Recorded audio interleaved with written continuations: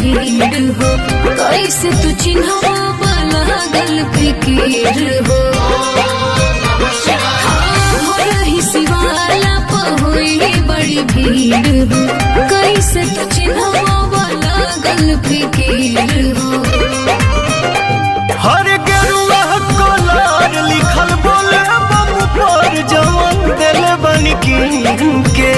अच्छा ओह जल ढारी कर जान उहे वाला साड़ी पहिन के। ओह जल ढारी कर जान उहे वाला साड़ी पहिन के।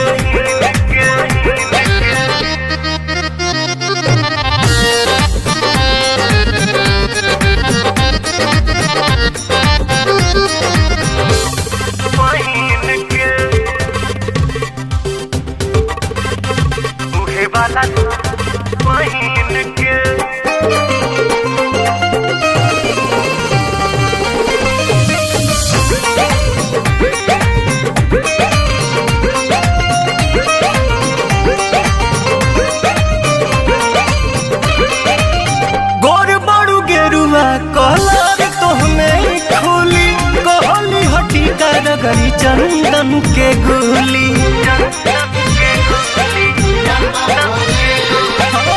गोर बड़ू गेरुआ कलर तोहमे खोली कहली हटी करगरी चंदन के गोली।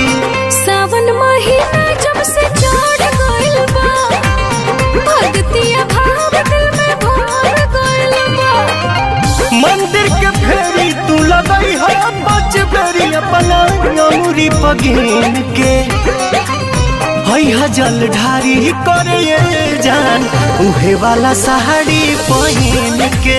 अच्छा है जल ढारी करे जान उहे वाला साड़ी पहिन के।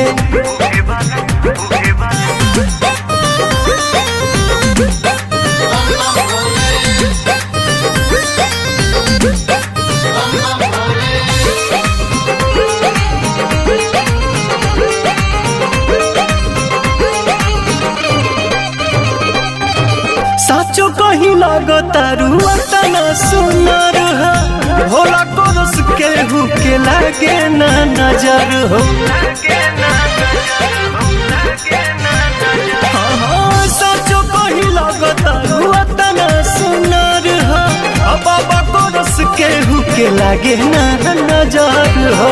तोहरे ला भूखल माने सावली सुमारी, खुश भगवान मन अरुण बिहारी। पाके आशीर्वाद रखी शिव जी के याद ना भूल शुभ दिन के। ओह जल ढारी करे जान उहे वाला साड़ी पहिन के। ठीक बा जी। ओह जल ढारी करे जान उहे वाला साड़ी पहिन के।